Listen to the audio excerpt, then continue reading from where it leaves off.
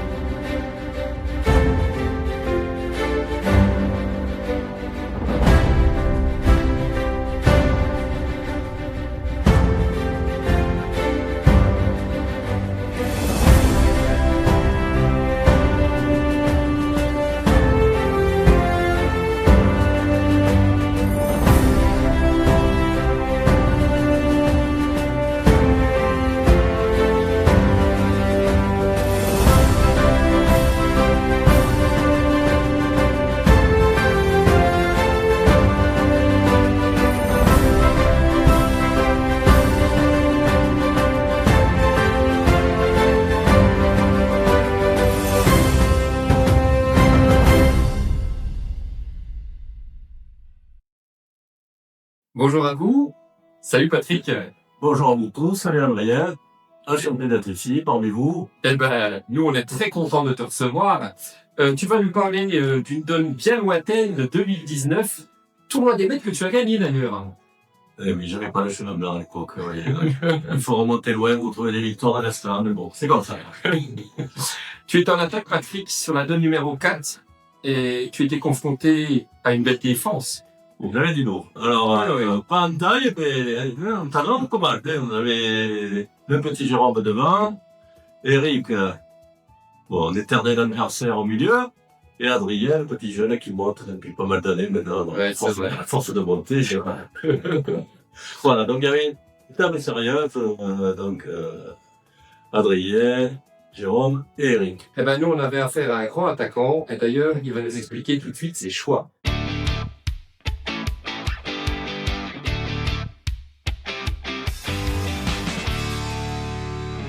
Bien, alors, cette fameuse main d'attaque, la voici, deux beaux sixièmes imprenables, un roi, une dame, un cavalier, bon, c'est pas ébouriffant. On espère trouver du chien, parce qu'autrement on va trouver le talon, mais en contrepartie, on a l'entame, donc c'est quand même un élément, pas fondamental, mais un élément bien positif pour essayer de gagner donc ce fameux contrat. Avec ces points-là, il manquerait peut-être 2 atouts, ou alors il faudrait un roi de plus avec cette longueur d'atout-là. Voilà, c'est ça, c'est un peu léger, aussi bien en point qu'en atout, qu'en longueur d'atout. Mais bon, on a quand même le chien qui, a priori, on n'est pas obligé de tomber sur un chien blanc, et donc, bon, On y verra plus clair une fois qu'on aura vu le chien, on va dire. Mais bon, c'est une donne où il n'est pas interdit de faire petit à Pontarlier avec ce jeu. C'est pas interdit du tout. Bon, personnellement, je vais quand même faire une garde de moins pour un roi, une dame. Et l'entame. Et une dame, on a du contre-schème. Donc, on y va, on va retourner le chien. Allons-y. Regardons s'il y a, il est plutôt beau. Il est pas mal. On a 2 atouts dans une de pattes. On a un cavalier second qui vient bien renforcer notre rang second naturel. On a 2 carreaux qui nous donnent une couleur 5e à pousser éventuellement. Donc on a beaucoup plus d'arguments et on se sent un peu plus en sécurité. Donc maintenant, si vous voulez faire jeter les stars, il va falloir vous accrocher parce que voilà. Bon, allons voir si tu l'as chuté justement cette tonne. C'est parti.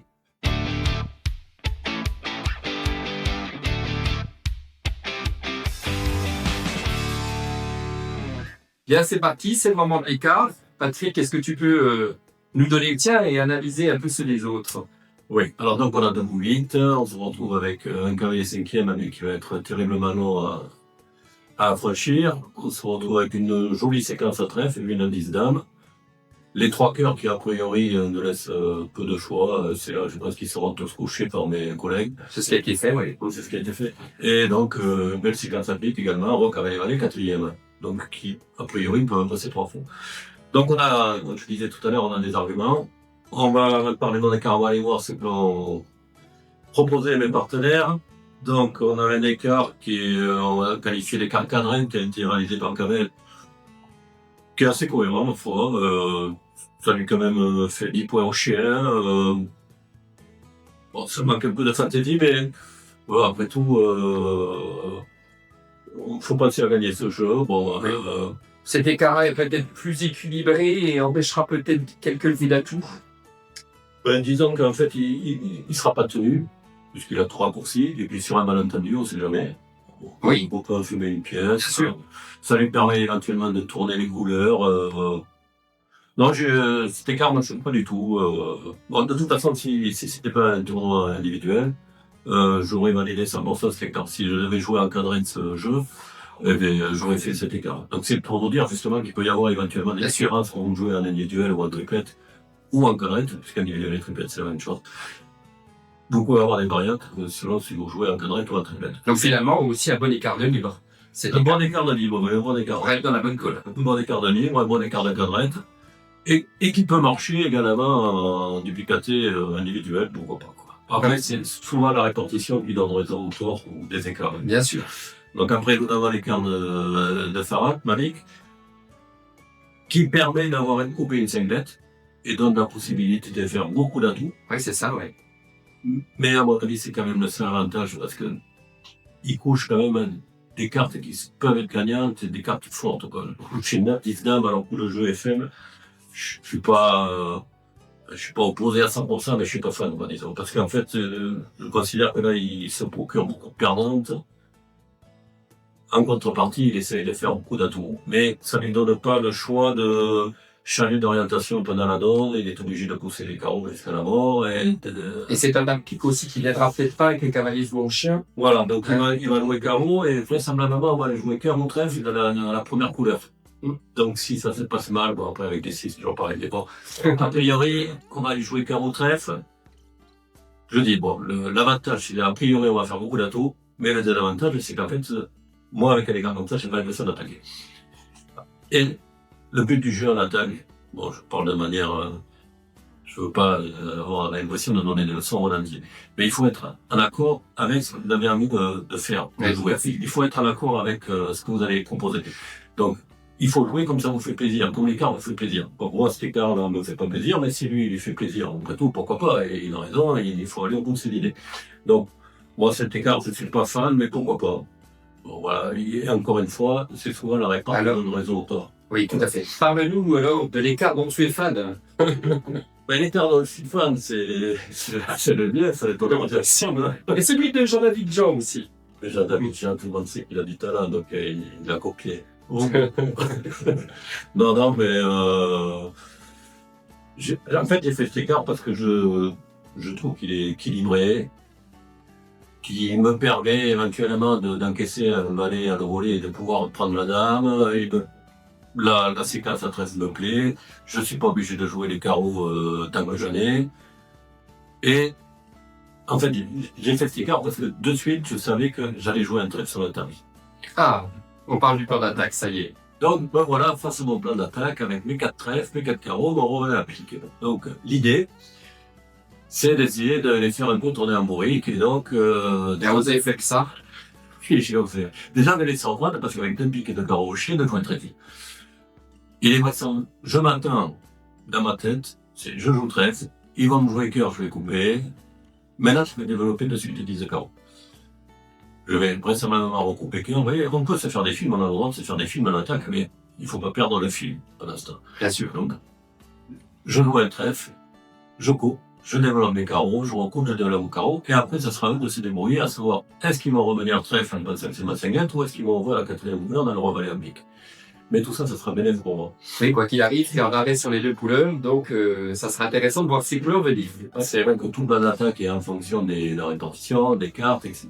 Il peut y avoir cavalier valet qui tombe sur le 9, il peut y avoir roi sec, il peut y avoir rien qui se pose, la main peut aller devant, mais tout ça, au moins, vous avez essayé de définir un plan de jeu.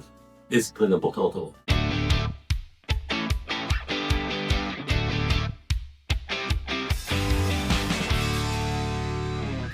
Donc, comme vous l'a dit Patrick, il a entamé une œuvre de trèfle. Qu'ont fait les autres maîtres? Et bien les autres maîtres, plus classiquement, ils sont tous démarrés des siècles de carreaux, donc dans leurs 4 carreaux. Ou 5 carreaux, parce carreaux, que oui, voilà, ça. Et puis les cinquièmes. Voilà. Juste un petit détail, moi je préconise plutôt de jouer les cartes fortes quand vous avez une couleur 4e ou 5e, que vous avez gaucher ou non le cavalier. Jouer le 10 de carreau, ça peut procurer la main là où elle se tombe pas. C'est-à-dire qu'en fait, vous allez peut-être forcer un valet à se poser au fond ou au milieu, Tout à fait. alors qu'il ne devrait pas être à main, mais si vous avez un valet solo, peut-être qu'il va le poser pour pas que le roi s'aborde en défense, etc., etc. Alors que si, je parle même pas de cet exemple-là, mais si la main du fond a valet 3, par exemple, si je joue le 2, il va mettre le 3, naturellement. Alors que si vous jouez le 10, il va se gratter la tête, il va peut-être être à main avec le valet de carreau, et ça va procurer la table du fond. Donc n'hésitez pas à jouer les grosses cartes, le 10, le 9, parce que quoi qu'il arrive, vous ne fermerez pas avec le 10 ou le 9 de carreau. Que vous le jouiez en fauché ou en 4e, votre 10 ou 9 de carreau, il a la même influence. Donc, essayez, surtout qu'il y a des équipes très très fortes en France, qui se fient pas mal de choses sur les cartes blanches. Donc, essayez de contrecarrer leur plan en jouant des grosses cartes. Et ça provoque un petit incident. Et on verra pour profiter. Merci pour ce conseil, maître. On retrouve tout de suite le déroulement de la partie à la table de Patrick.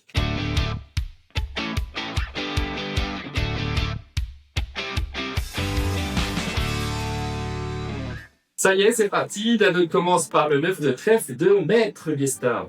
C'est parti, 9 de trèfle, sur lequel Aurélien pose le cavalier, Eric pose l'as, et Jérôme le 4 de trèfle, tout naturellement. Alors maintenant, on peut se poser la question, pourquoi Adrien a posé le cavalier, pourquoi pas le roi, pourquoi pas un petit trèfle.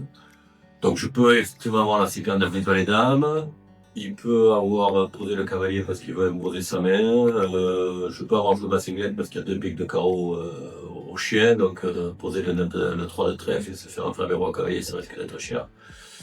Donc il décide de poser un cavalier de trèfle. Et le souci, c'est que maintenant, il est à main du fort.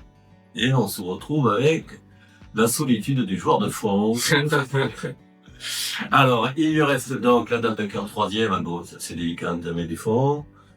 Les 4 piques dans les 2 piques du chien, les 2 carreaux dans les 2 carreaux du chien. Alors, en cadrette, moi j'aurais tendance à jouer un atout avec sa main.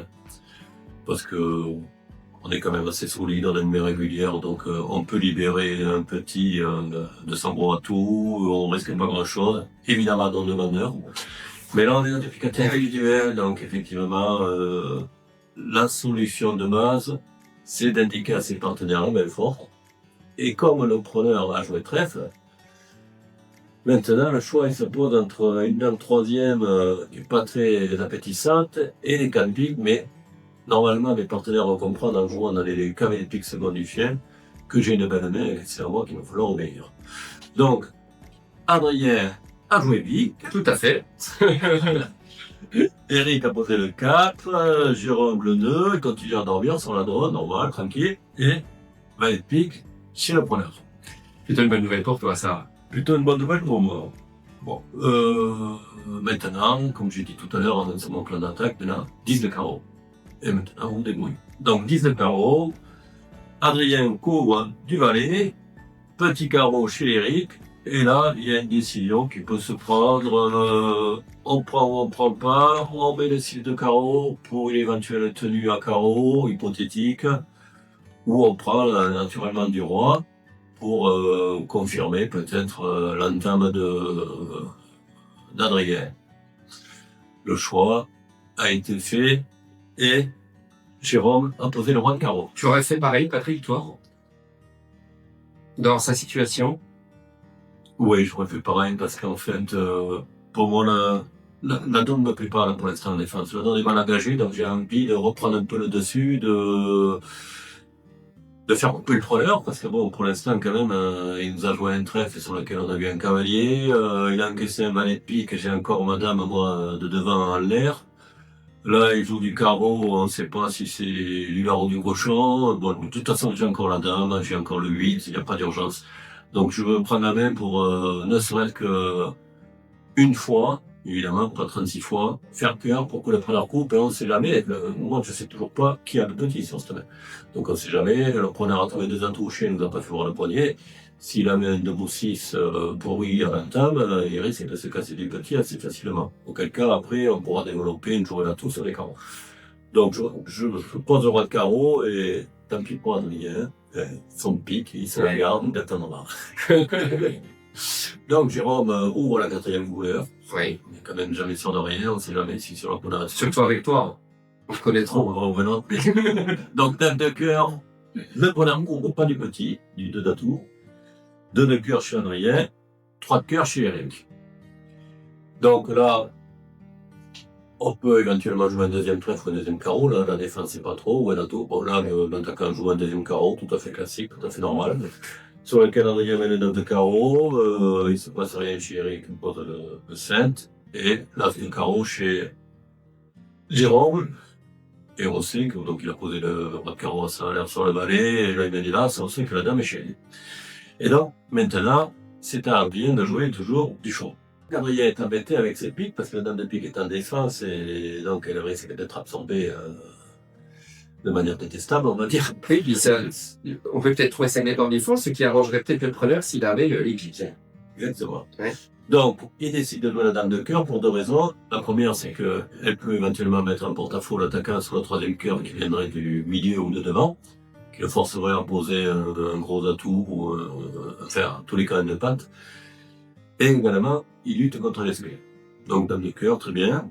6 de cœur chez Eric, as de cœur chez Jérôme, coupe du 3 d'atout chez l'attaquant. Il analyse bien mon jeu pour l'instant. À toi de jouer. Donc, l'attaquant, notamment, continue ses carreaux. Donc, 4 de carreaux. Alors, avec la séquence 12, 13, 14, Adrien décide de masquer sa main, donc coupe du 14. Ouais, ça on le rappelle souvent dans les vidéos, hein, quand on est placé du fond, avec une séquence, on met le plus haut atout pour les masquer au preneur. Voilà, encore un petit conseil. Ok, les défenseurs Donc, sur le 14, Eric, avec la main, parce qu'on va y faire honneur, ça doit doubler la main. C'est plutôt une bonne nouvelle pour toi, cette répartition, non, à 40. Parce que tu vas faire. Ça va, c'est là, c'est en train de me demander, ouais, dans les plus il reste 90 secondes, effectivement, pourquoi pas. Oui. On verra plus loin. Alors, train d'atout, maintenant, donc, Eric se retrouve à main avec 3 cavaliers à cœur. Et donc, il a vu la dame au fond de son partenaire, donc, il a le choix entre jouer le roi et le cavalier, mais bon, il n'y a pas d'urgence, il veut sans doute aussi protéger les atouts du fond pour son petit. Bon, il se retrouve avec tout à fait. Le 4e, on se rappelle qu'il y avait quand même le second chien, le preneur non plus que 2 fois. Donc on sait qu'il n'a pas la poignée, mais bon, s'il est 9e, il y a danger. Donc avec cœur chez Eric, 8 de cœur chez Jérôme. Et donc l'attaquant ne va quand même pas gaspiller le 21 pour un cavalier, d'autant plus qu'au fond, Adrien peut très bien avoir un esclave 3e et avoir sa dame protégée contre l'esprit. Donc, on met quand même un intermédiaire, tant qu'à masquer sa main, le 16 de chien, on coupe du 16, et on voit apparaître le valet de cœur au fond.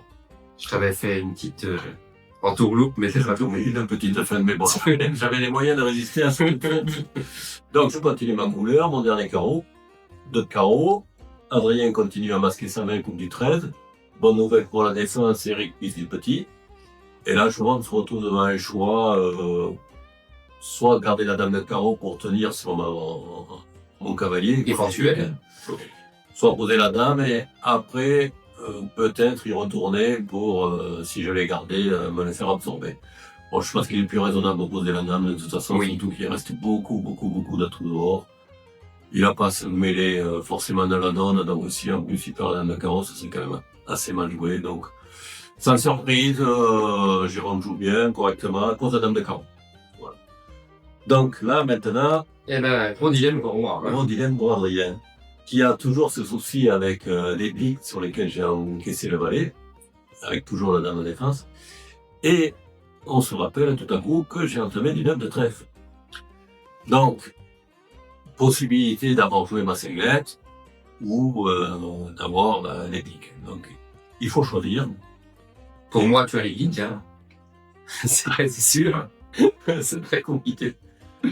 Surtout que bon, j'ai posé le valet de pique, Oui. et tout le monde a vu qu'il y avait un cavalier second chien, mais il peut très bien reposer le valet de pique en ayant le cavalier dans les mains. Ça, c'est pas... Donc, roi de trèfle, qui a priori soit me fait couper, soit il restera en main, et après il aura tout le loisir de jouer le troisième. Donc Adrien décide de jouer le Roi de trèfle. roi de trèfle. Donc, Eric pose le 2 de trèfle, et il y a un petit choix encore pour Jérôme, entre le valet et le 5 de trèfle. Alors là, Jérôme peut très bien imaginer que j'ai joué cinglette également. Il peut imaginer aussi que j'ai vu la piste à trèfle. Il peut, bon, il est forcé de poser valet de trèfle. Si je groupe, c'est un peu dommage de lui donner roi valet à trèfle sur le même pli. Donc, même si c'est un point, le valet de trèfle pourra un peu lutter contre l'excuse qu'on a toujours pas vu. Donc, il pose rien. Donc, roi de trèfle, je mets le 10 de trèfle. Adrien, maintenant, va au bout de son idée, continue trèfle. C'est grave, tout, ça peut aussi les taroter la défense. Exactement. On enlevé un trèfle maître. En fait, je sais pas ce que c'est. Bien sûr. Tu as fait. Donc, il revient de trèfle. Eric pose le 6 de trèfle, valet de trèfle. Et là, alors, dans le 3, je vais garder la dame. Je me retrouve à prendre le valet de trèfle, à encaisser la dame, et à avoir mon 8 qui est maître. Maintenant, mon seul souci, c'est leur donne, c'est le 6. À ce stade, je décide de jouer le 15 d'atout, sur lequel Adrien vote du 18. Eric pisse le 9 et Jérôme pisse le 4.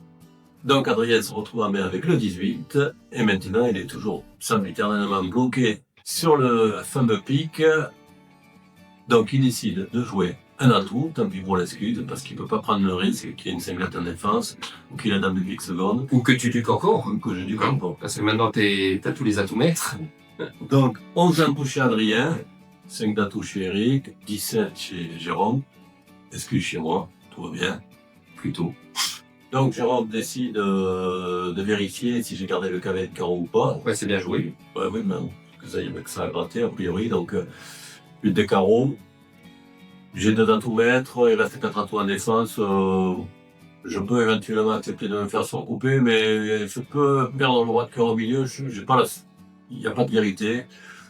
Tout va bien sur la droite, je vais le 21, ça me semble tranquille. J'ai encore le 19 pour le roi de cœur de toute façon. Donc, au bonheur, il y a 2 atouts qui sont pissés. Donc, sur le 21, le 6 d'atouts chez Adrien et le 10 d'atouts chez Eric.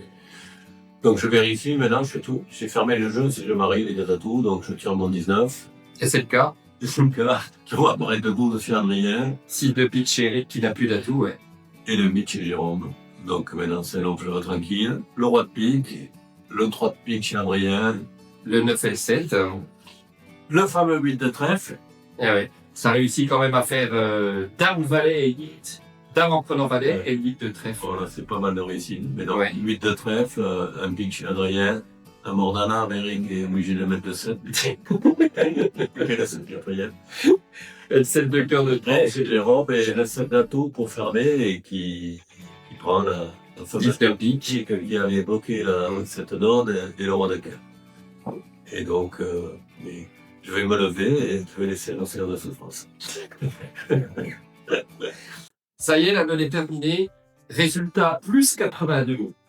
Tu es top, Patrick, mais ex-aequo. Ton copain Kamel a fait la même note que toi. Kamel a affiché dans la chambre. Bon, ça s'est pas passé pareil. Vous allez voir le déroulement de la donne. En attendant, on va apporter une conclusion à ce qui s'est passé. Oui, alors bon, le déroulé de la donne, donc En fait, la donne se joue sûrement au pli numéro 4 quand Jérôme a eu le choix d'obéir à une main forte supposée du fort ou de vouloir me faire couper dans la quatrième couleur, éventuellement des petits. Donc c'est pas une faute, c'est vraisemblablement en équipe avec des systèmes. Il y aurait eu un retournique et donc j'aurais eu vraisemblablement une plus mauvaise note que celle que j'ai eue. Là, c'est individuel, il faut la quatrième couleur. C'est pas grossier comme erreur, et je ne sais même pas si on peut parler d'erreur d'ailleurs.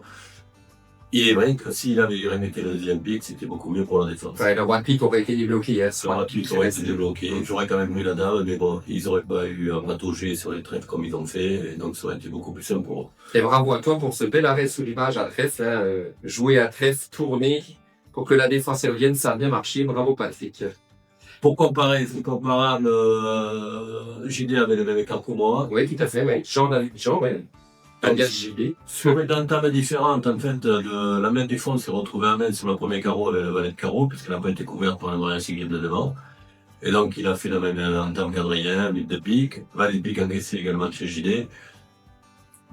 JD peut sans doute prendre le tort, toujours pareil, on ne peut pas parler de faute, s'il a l'idée ou l'envie de s'excuser sur le roi de trèfle du fond qui est venu en milieu de donne. Je pense qu'il va faire un carnage. Parce que sur excuse, sur roi de trèfle, la défense a bien souvent pensé à une dame sèche.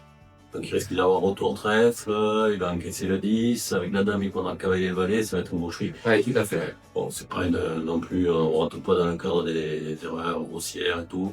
Il s'est enlevé un trèfle avec une indice dame alors que la répartie qui va être tous gagnants. Et il a eu du mal à négocier l'excuse. Voilà, il a goûté la dame de pique, un pli de 5 points. Sa note est à 74, il aurait vraisemblablement fait 84, peut-être plus même parce qu'il aura encaissé sans doute un trait de plus et plus de valet 13. Donc ça aurait le porté à 90, il m'en aurait parlé pendant des années, donc tout est bien qui finit. Et Malik se retrouve au but sur... Et Malik se retrouve au but parce qu'en fait, donc son écart était peut-être un peu ambitieux avec une coupe et une cinglette avec cet atout. Et en fait, il n'a pas débordé, il a été obligé de donner Jacques avec un carreau en finale de coup. Bon, c'était un choix d'écart, voilà, et donc bon. On s'aperçoit quand même que les écarts ne sont pas abyssaux entre le top et la bulle. Ça se joue à pas grand chose, comme souvent au tarot. Félicitations à tous. Merci d'avoir eu la patience de nous suivre. Et j'espère que vous avez passé un bon moment en compagnie. À bientôt. Eh ben, merci Patrick. Salut.